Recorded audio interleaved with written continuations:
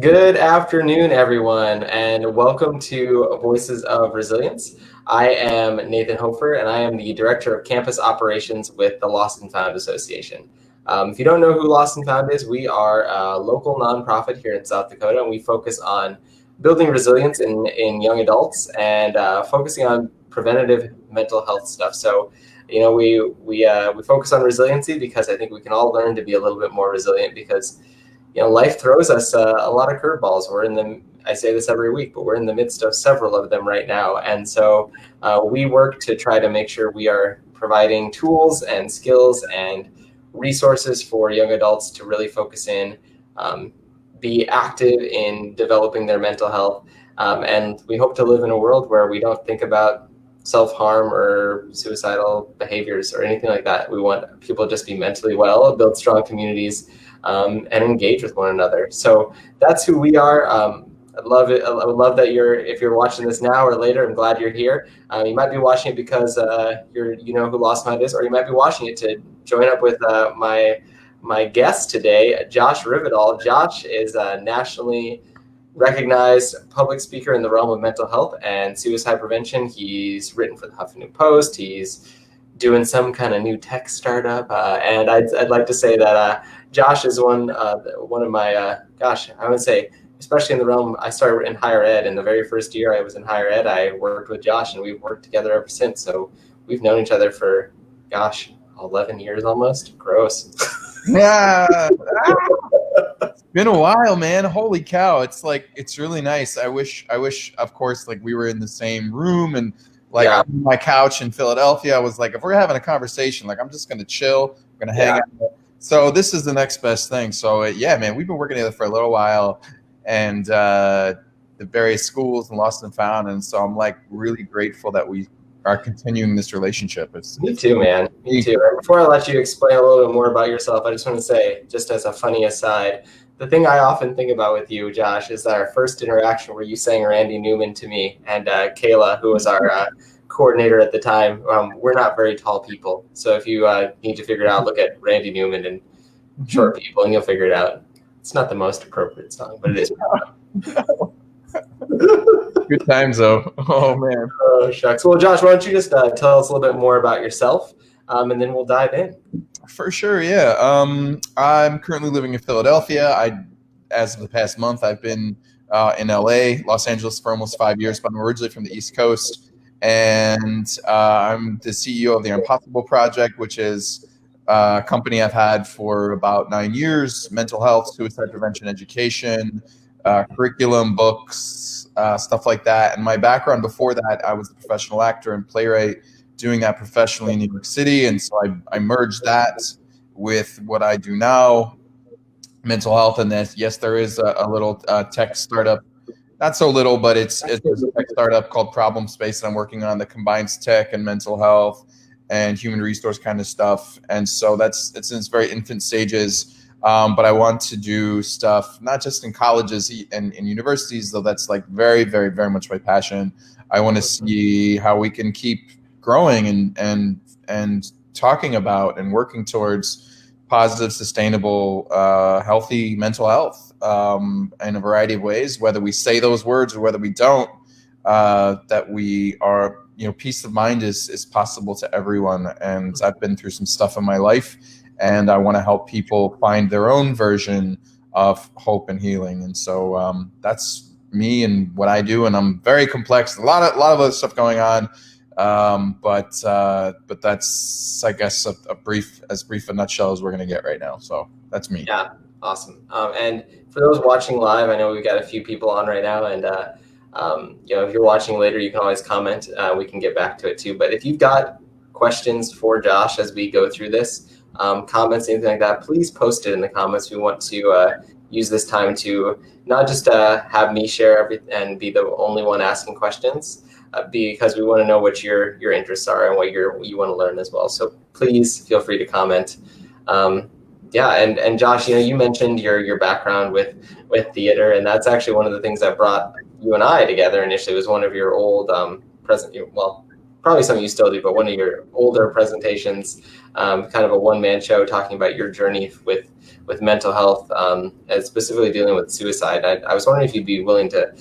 I know that's a big vulnerable thing, but that's kind of what we do here on Voices of Resilience is we share. We're candid. We get vulnerable about some stuff. So if you could, maybe share a little bit about that story, because I think that's super impactful. And I mean, from what I know, you can tell me if I'm wrong, but I feel like it probably really changed the trajectory of your life. It really did. Yeah, that's programming that I still do, actually, this one-man show called Kicking My Blue Jeans in the Butt. And it's morphing, actually. I'll still probably continue to do it, but I'm morphing that story and what I'm about to tell you with some stand-up comedy. So there's some changes afoot as soon as we can get in front of one another, 6 feet or less. But that's not happening at the moment, and that's okay. This is where we're at. But my story with even getting involved in this field, and I mean, it's a personal story. It's a family story. I remember at age 12 learning, and I learned from my mother. All my grandparents had passed away before I was born. And I never got the story about my father's father, my grandfather, and it turned out, and my mom told my sister, who's a year older than me, and I, in secret, because my dad didn't want us to know this thing about my grandfather, and that is that his dad, my grandfather, died by suicide in the 1960s, the mid 1960s, and my dad was like 17 at the time, and he was very ashamed of that experience and never talked about it and never really dealt with it, as far as I understand. And that negatively affected him for a very, very, very long time. And so, sort of fast forward, and because of that, and because of my dad never really dealt with his own issues and his sort of physical limitations and his and the health of his brain, he ended up becoming a very abusive person, physically and emotionally, especially towards his kids, I being one of them. And so that actually negatively affected my mental health and wellness, and that's something I didn't have a vocabulary around until age 28. So I'm 36. So around age 27, 28. So I went a very long time without understanding my mental health and wellness. And in fact, growing up, I can remember like as young as 8. So this is all tying into this story, Nathan, and anyone who's watching and listening, experiencing what I learned at age 28. So I went 20 years without understanding this. But I went 20 years without understanding that I was actually living with clinical depression and generalized anxiety disorder. So I lived with 2 mental illnesses without understanding what they were and not talking about them, because I had this history of, we don't talk in this family. We don't talk about our emotions or our feelings. We don't discuss. And it was other things that I was sort of seeing around me. So I kept silent. I didn't talk about my issues or my things, stuff that's very, at this point in my life, my depression and anxiety are presences that I live with, but they don't own me.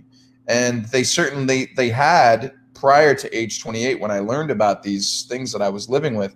Because when you don't deal with things, when you don't manage them, if you don't deal with kidney disease or heart disease, of course it's going to own you. But it doesn't own me anymore, because I know how to manage and work with it. But kind of going back to that story, fast forward a bit, I mentioned that I learned of my grandfather's suicide around age 12.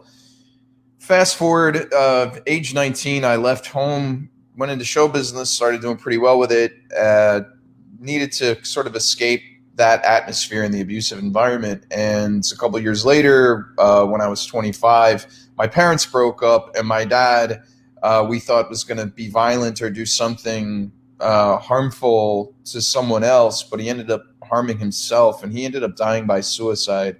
Not just because of the divorce. That was certainly a catalyst, but it wasn't the cause. And so that threw my life into chaos. I didn't like my dad, but I loved him. And I was sort of hopeful to see maybe we could have had a good relationship, a healthy relationship in the future, because we did not have a healthy relationship. And so for about 2 years, my professional life at that time was actually going really well. That's when I developed the one-man show that you had mentioned previously. But then, so my professional life was like really taking off again, and my personal life was taking a nosedive. I wasn't paying attention to my health and wellness or my mental health and wellness. And I was isolating, and I was not the kindest to some of the people in my life at that time. And so I wasn't managing this well at all. I wasn't seeking out help, even though I needed it desperately.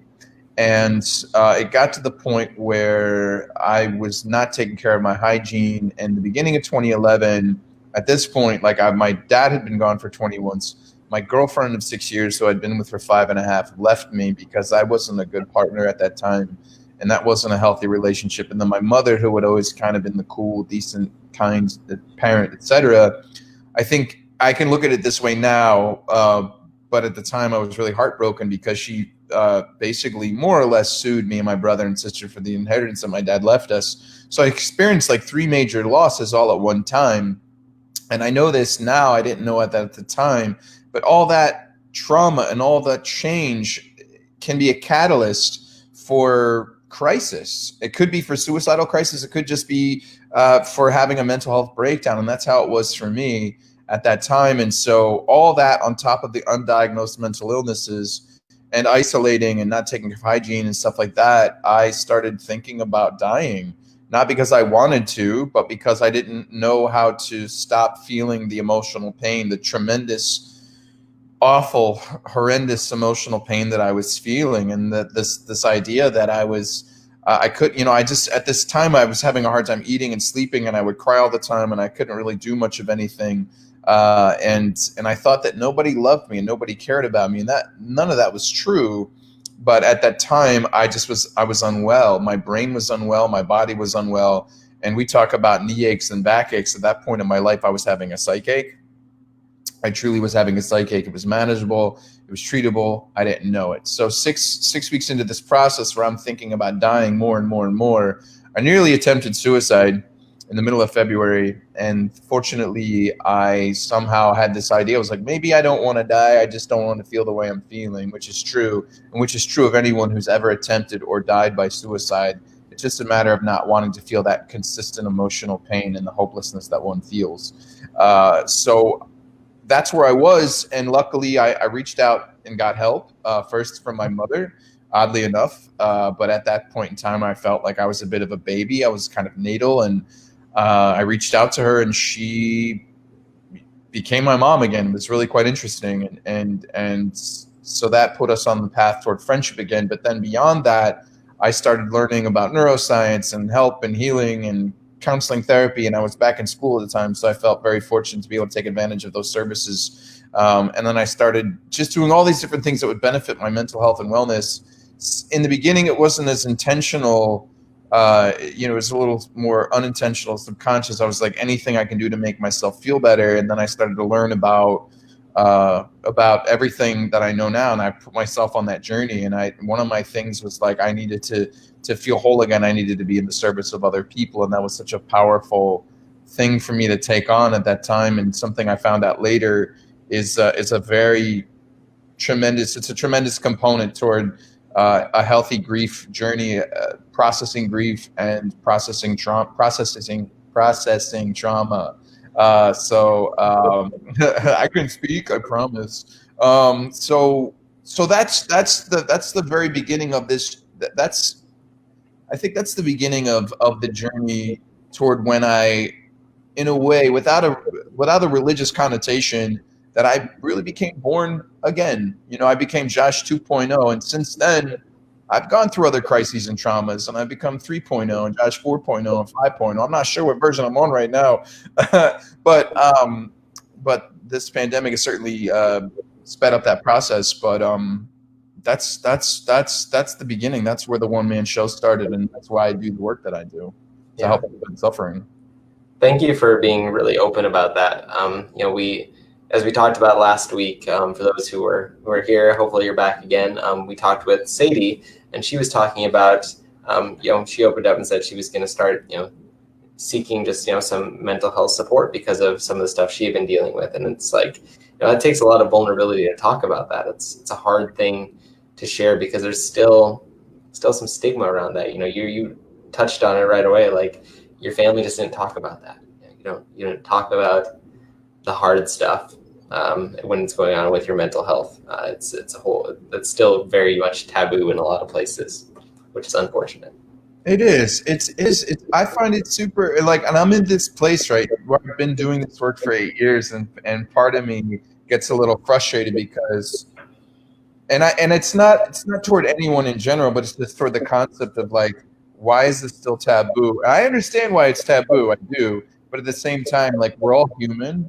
We're all doing the best we can with the information that we have at any given point. I truly, truly believe that. And we all have everything inside of us to be happy, complete, fulfill, and whole. Like, I'm still a work in progress too. So there's always work to be done. And really, we've got to lean into the discomfort if we want to see things change in our life and our world. And it's possible to do that. And just this fact that we're human beings and that we're flawed and perfectly imperfect. And we deserve better. We deserve peace of mind, and I so want that for people, and I hope that through your work and my work and the rest of us that we can continue to make it less stigmatized until it's something that we can talk about. Like, I took, my vitamin B this morning. I took my antidepressant, or I went to my healer or my counselor or whatever it is that gets you to where you need to go. That we can talk about that without any reservations. Yeah. Yeah.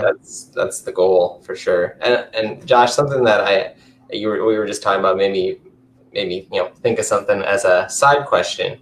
How have you seen the shift in people willing to talk about mental health? That shift in moving from, we've mentioned this, we just talked about stigma. What have you seen through your work over the last, like you said, 8, 9, 10 years, not just in the greater community, but within yourself and the communities you've been in? Where have you seen that? Where do you see that discussion around mental health trending currently? I think this idea around mental health, it's certainly growing. I've been doing this work for about 9 years, and so people are more and more willing to talk. I'm seeing more men in my presentations when I'm coming to a university or a college. I'm seeing communities that historically are distrustful or have limited access or have been marginalized out of the conversation around mental health, talking about it, discussing it, being a part of the conversation, which is really quite one, and being the conversation, not just being a part of it, but being the conversation and owning it alongside me when I'm leading. So it's really quite wonderful. On the flip, not necessarily those particular folks in general, but I think that's my Amazon package. I'll let them. Oh, you know what? Let me get that. I want to make sure. Hang on. Sorry, guys. We're here. I got to get some face wash. I'm 36, guys. I got to look good. Here we go. Okay, this is real. This is how you know this is real life, everyone. This is real business, people. You might hear a crying child in the background of mine, so it's fine. Or she's singing. I can't tell which. Far enough away. If there's a crying child in the background of mine, call 911 because there shouldn't be a child in my house. I'm all by myself. I don't know how the kid snuck in. So on the flip, though, thank you for bearing with me in my facial product delivery. So what I'm also seeing is that we still, even though we're more willing to have the conversation, there's still a disconnect about what mental health means and that piece, because case in point, and this is just a microcosm, and this is multiple conversations that I have, whether it's in front of an audience or in my day-to-day. When I was living in LA about a year-ish ago, I was on my way to the airport, and I don't always necessarily, like, especially at 4 a.m, I'm on the way to the airport. I don't want to have the conversation about what do you do for a living, because it's a really deep conversation. And like, my eyes aren't completely open yet at 4 a.m.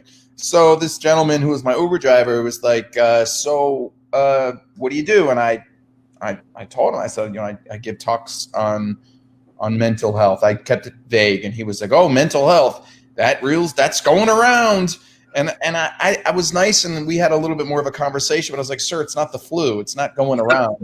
Like, it's mental health is the psychological, it's how we deal with and handle the ups and downs of life, it's coping, it's reframing. There's a healthy side, there's an unhealthy side, but it's just, I think it's the idea that I think people still think mental health equals mental illness, and even still, like mental illness, like, and then there's so much stigma and taboo around that. Like, I actually view my mental illnesses as points of strength and assets rather as liabilities, because they've pushed me in a direction where I've had to become more empathetic and kind and be more of service to the world around me and to myself as well. So, and there's a lot more that goes into that, but I view those as assets rather than liabilities. And it's so there's this idea that if you have a mental illness, then you're flawed or messed up, and that's just far from the truth. That there's just so many people who aren't getting the proper help that they need and deserve. But again, mental health and mental illness are not one and of the same. Mental illness can be a part of your mental health. So it's just we need more education around it, and we need to keep talking about it. So, but there's also a beautiful shift around it too, and the fact that I can then have that deeper conversation because people are willing to discuss or to listen. That's the beautiful part. I think we should have, we can certainly highlight that and be grateful for that. Yeah. And Josh, I guess I want to just ask, somewhat bluntly, like, you've had a lot of stuff that's happened in your life that would knock most people on their backs, and they might not be able to get back up and bounce back. And we had the benefit of friendship I was wrong. It was not 11 years. It was 2011. So I had it wrong for, 8 or 9 years of knowing each other, and not just knowing each other in the sense of like, hey, we've worked together.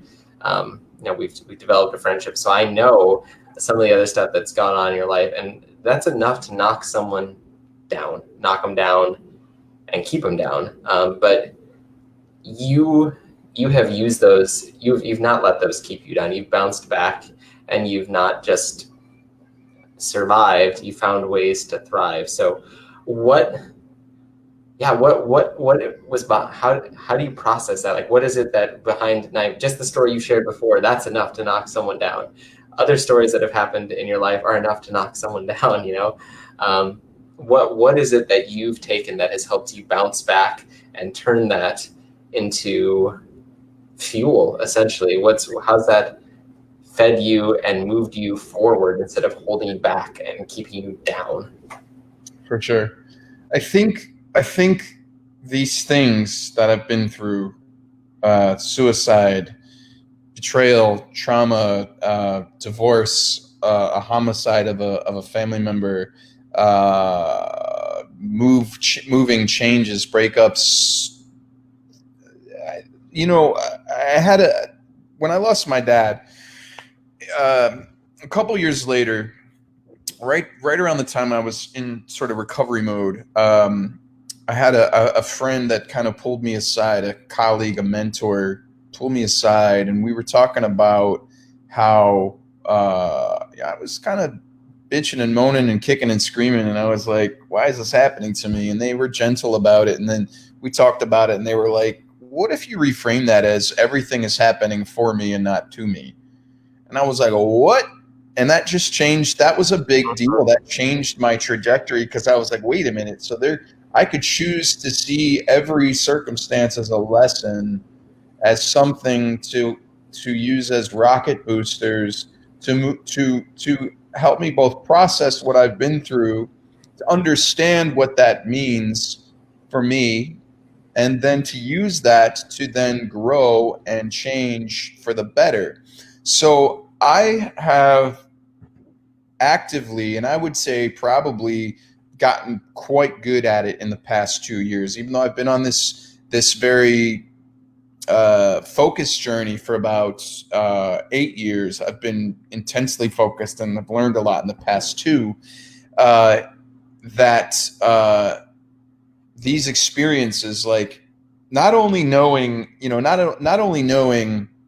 that I can use them, but these transitions can, they can be ritualized. They can be, we can see them as an opportunity for growth, and it's in these difficult periods. Like, if I'm not leaning into them, then I'm probably avoiding them, and the pain is going to last a lot longer. So I prefer not to experience that pain as much as possible. So to that end, I think some of it is almost necessity. It's like I don't want to continue experiencing feeling this horrible way that I'm feeling at the moment. So how do I move away from that and move towards something healthier?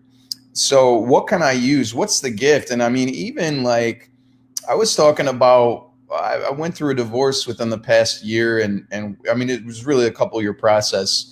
And I care about the person who I was previously married to, and she's a friend, and I have nothing bad to say about that person. But I also, as painful as it was, and as much of a dumpster fire as it was, like at the same time, there's tremendous gifts to be received from that, and so I need to look at that. And I think it's also due to psychological reframing. Like, okay, so did this person really do this to me, or do I need to take some accountability for what happened as well? And it doesn't have to be 100% accountability. It could be like, okay, that one thing, sure, so doing that introspective look is really, really, really important. Psychological reframing, where it's like everything is happening for me and not to me. And the other piece is to make meaning of the loss, and the loss, the homicide, the divorce, the death of a parent, uh, death of parts of self at times, right? Uh, that is that it's to understand that, and then to look within and say, like, I'm doing the best I can. Self-forgiveness is really important. And what I was going to say is making meaning of that, and to make meaning is really, so what's something I can do to affect others, to make meaning of this process. And for me, I choose to volunteer. I choose to give back. That's me. So finding purpose, leaving this place better than when I found it. And so some of the ways that I choose to make meaning around my father's death and my own crisis is to talk about and to move through and help people with, who are experiencing suicidal crisis, suicidal ideation, the abuse that I experienced in my childhood, and some of the poverty that I experienced in my childhood. I choose to make meaning of that by volunteering in food insecurity space. So like helping, I deliver food in Philly where I live now. I Mhm. deliver food to the infirm like twice a month, and also uh, I'm working towards mentoring a kid aging out of foster care, because I know the type of trauma that they experience, and perhaps some of the abuse or the insecurity around home or food and things like that. And I've had little pieces of that. So just anything that I've been through, if I can sort of flip it on its head and turn it and make meaning, and I think finding that fulfillment, that'll help keep your feet on the ground, and it'll just open up a whole new world for you.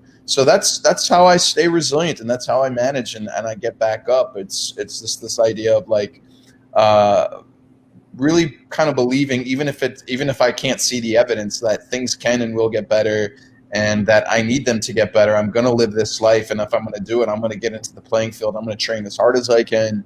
That's more of a new thought, and then also to make meaning and to leave the place better than when I found it. And to kind of go with the analogy you were just going with, I think often about, because I know you might be shocked by this, but sometimes I can be a little competitive. I don't know.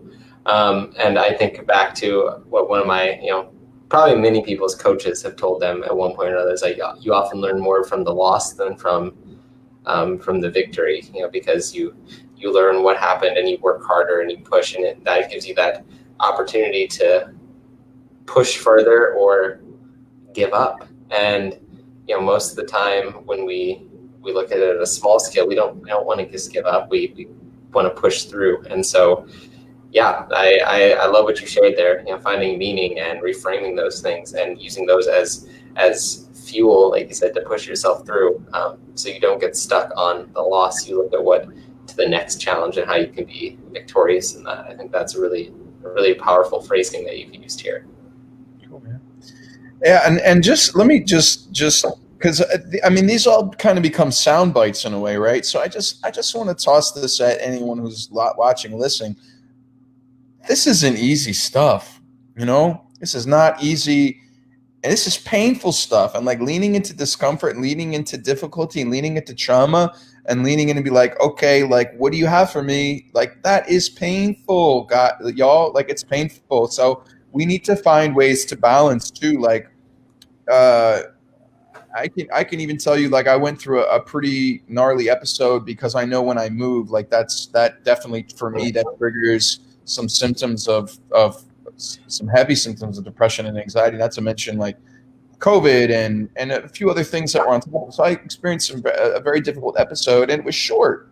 But I tell you, like, the 3-4 week episode that I experienced would have been 3-4 months 10, 11 years ago. So, but I'll tell you, it's not easy. So there are days when I was like, I don't feel like doing this or that, and so I would do an abbreviated version of the thing that I needed to do, or I would rest when I needed to rest, and I would be gentle with myself when I needed to be gentle. And so I was able to take those cues from having gone through these things in the past and learning how to make the process a little bit easier every time, because we're going to fall in life and bad things happen. And so the reason why we pay attention to mental health is so that we get good at it, so we get better at it rather, and so that when the next thing comes up, we'll have an easier time processing and transitioning through it. Yeah, that's awesome. Yeah, thank you for adding that to like you said, our sound bites. But I think it's good for people to hear that because, man, sometimes I know I'm guilty of it too. You look at someone who's gone through hard stuff and they seem fine. You don't get to see what's behind the scenes. You don't get to see where the struggles were and stuff. So I think it's important for like I said, I'm glad you shared. It's important when we know your story to hear that you say that, I didn't just like check these boxes and say, hey, I'm okay now. It's hard. It's not something that you want to maybe have to deal with, but you've learned how to deal with it. And I think that's the important thing with that, is that it's hard. It's not easy to bounce back from stuff. I also think too, as we're looking at the world we're in right now, you mentioned COVID, where this is a socialist, we're not we're getting, but I mean, you and I, of course, this is about as social as we can get right now. But in a lot of ways, we're living in this digital world.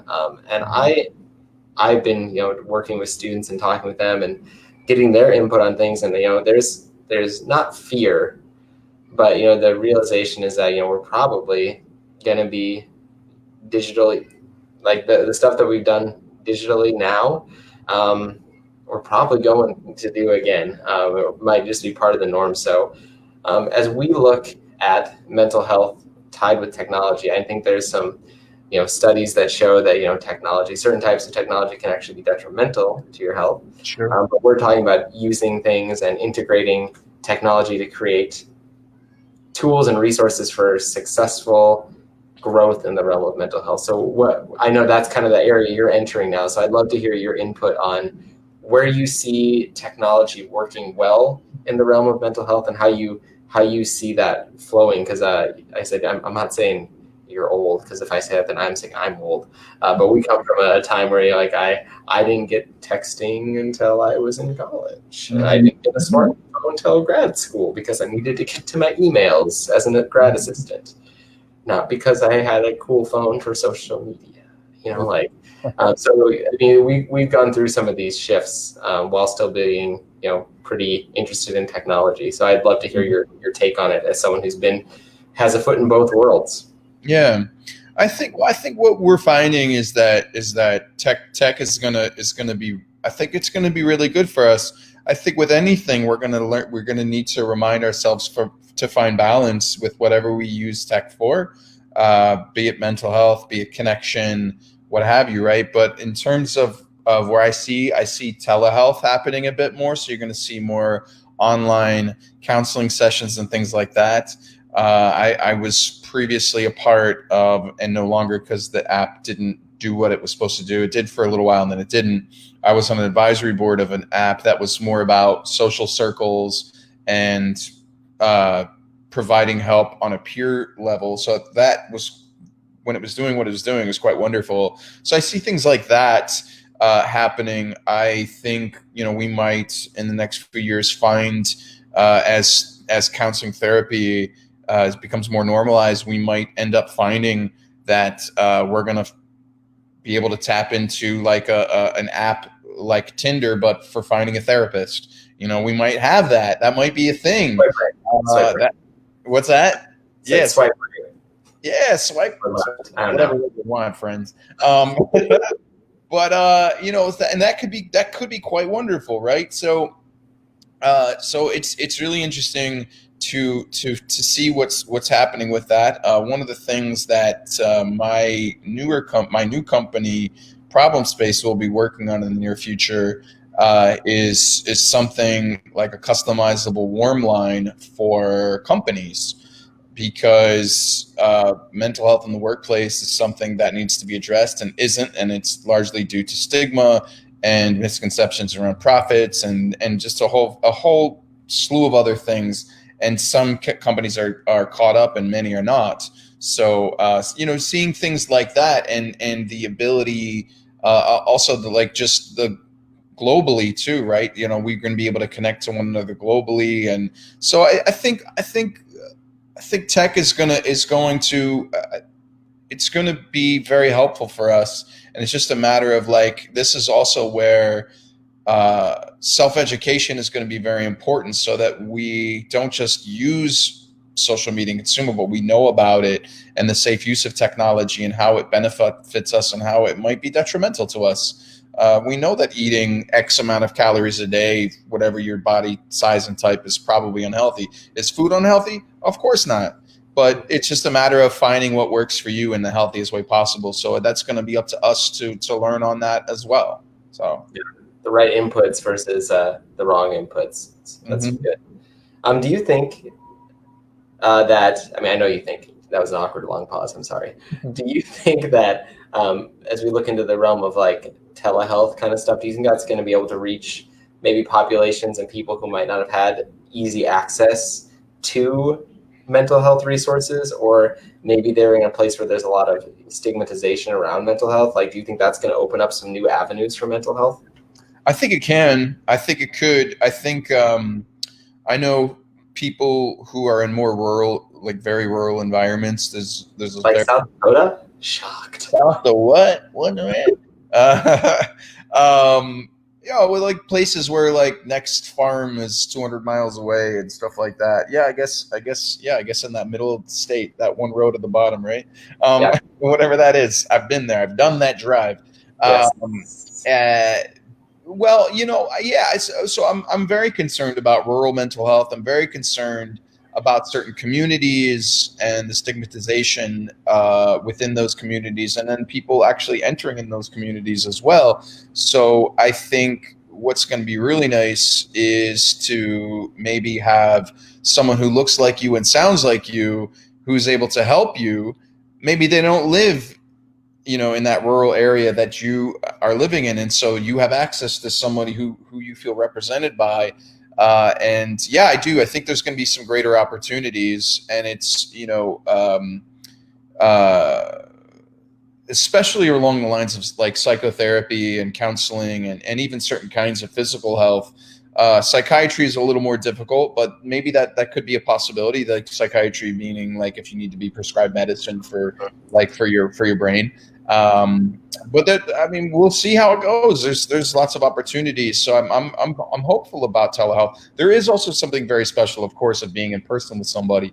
But in the case that that's not possible, and you're wherever you're at in the world, and it's a rural area, I think telehealth can be very, very good. And the other thing I think that's challenging around this and getting people to access services is around the marketing of said services. And so that's something that's been on my mind for a bunch of years. And I started to transition into a little bit of marketing messaging before COVID hit, and then I had to kind of reset. Mhm.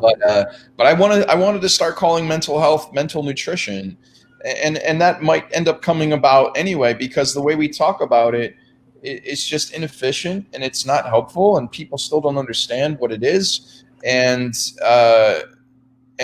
mental health is complicated and yet very simple as well. So it's a matter of how we talk about it and how we discuss it and how we make it easy to talk about. And we haven't done that very well yet. So I think the marketing of services is really important as well.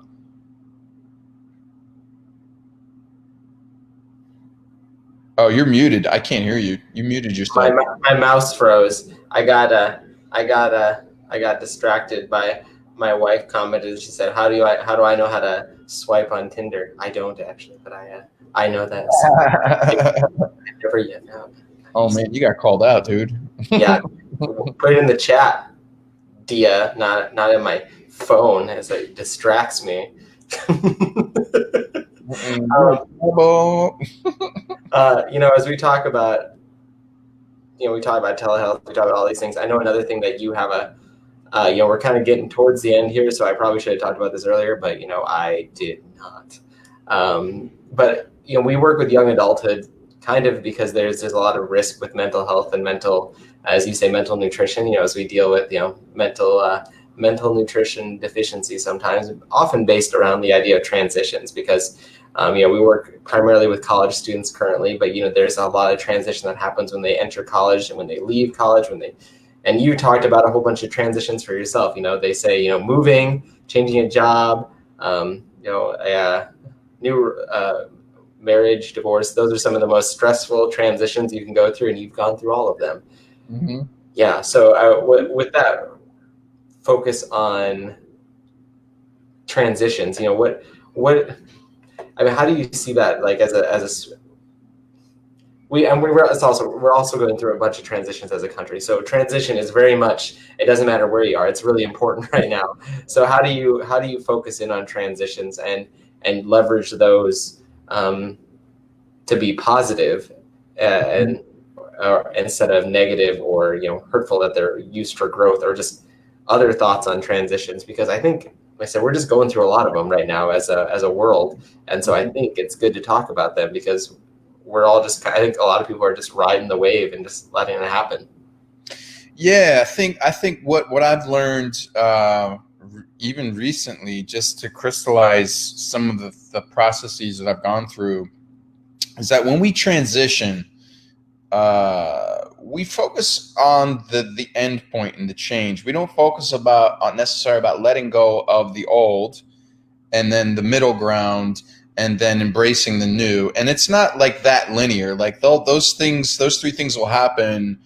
They could be happening at any one given time as we're moving towards that next thing. But what we tend to focus on often is the process, like the actual physical thing that we're going to do. I'm gonna move to this new place. I'm going to sign the paperwork for the divorce. I'm going to get the scholarship for college. I'm going to go to this new class. But we don't process internally what does it mean to leave home, and then what am I giving up? What am I moving towards? What does that mean for me? And then what does it mean to then live on campus, to interact with new people? What are the opportunities here? Is there loss involved in that as well? And then in between those two things, the end and the new, there's this fertile ground where we can take a few new risks and changes and do things that we probably wouldn't have done because we're outside of our comfort zone already. And so it's the transition, not the change, but the transition that provides fertile ground for growth and peace of mind and opportunity. And so if we can embrace that, not just the process, like I need to get over there because that's the direction of where this change is going. I need to go to Dakota Wesleyan because that's the campus and I know that thing. Well, what is the emotional journey?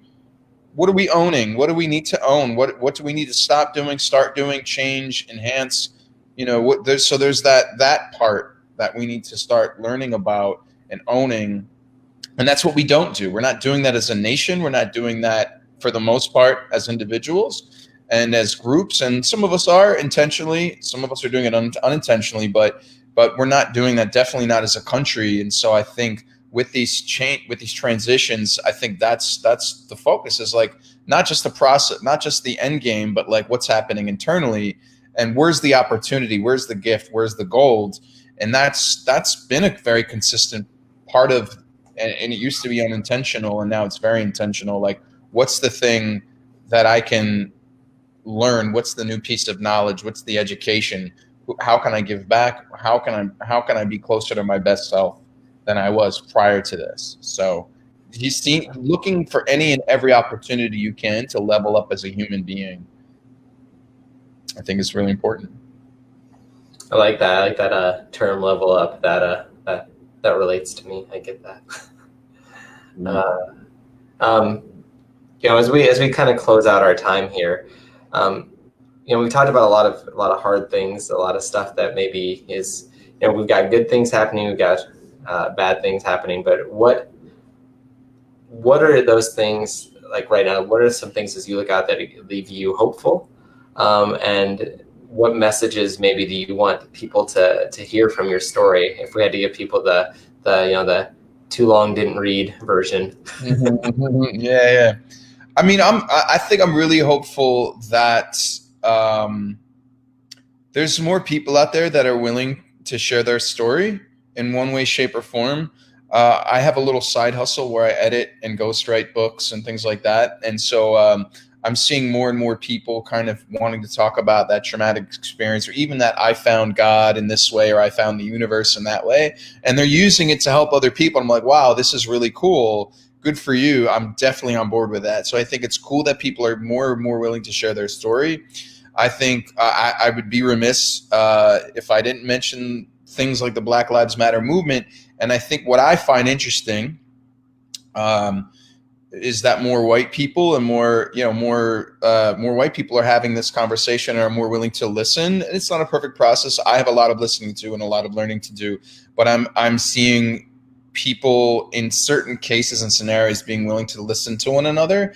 I would say that's not the case for political conversations, but I am seeing more room for empathy and or people trying to be as empathetic as possible. So I feel some hope around that, and I think for myself, just that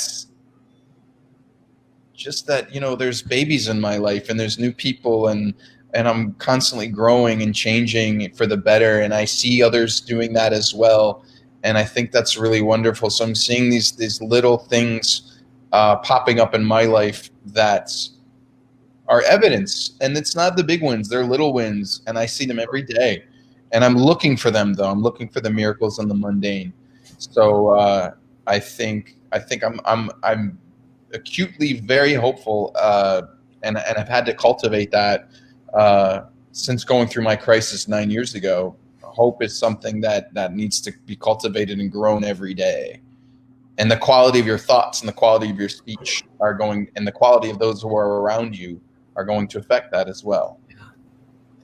Yeah, I just heard a presentation the other day on the YouTube. I don't know if you ever heard of it, but I was they were talking about, if you go to that restaurant and or you order, that's what you always order, the food that's bad for you, and you start feeling like junk the next week. Like there's people in our life that are like that. Like you just maybe just don't go to that restaurant, or you just don't spend time with those people, or change how you engage with that place and with that. So what you were just saying made me think of that. How some things just tie together fortuitously. But I was just thinking, like that's the same kind of thing. You got to surround yourself with and find the good in stuff, because it's really easy to find the bad. It's really easy. It really is, and that's where I think our brains are focused to go. Our brains from our predecessors and ancestors have grown and developed around trauma. That's how our DNA has been developed.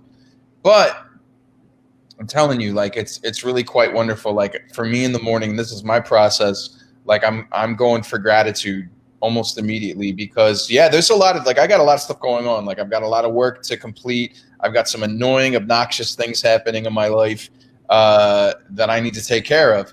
It's a pain in the ass. However, I got to go towards gratitude and say, "Oh, I'm breathing. I'm blinking. I have these friends. I have these babies in my life. I have Nathan. I have StreamYard. I have technology. I have a car. I have these things, right? And like, it's not the coolest car. It's not the greatest car. This needs a little body work, because it does. And and so, but I have these things, and it's like, so if I can go there, then I can. That helps me cultivate hope, and that helps me to see, like, sometimes these things that I want to happen in my life that I deem as bad or uncomfortable or obnoxious, they're molehills. They're not the mountains because I'm not focusing on them the whole time.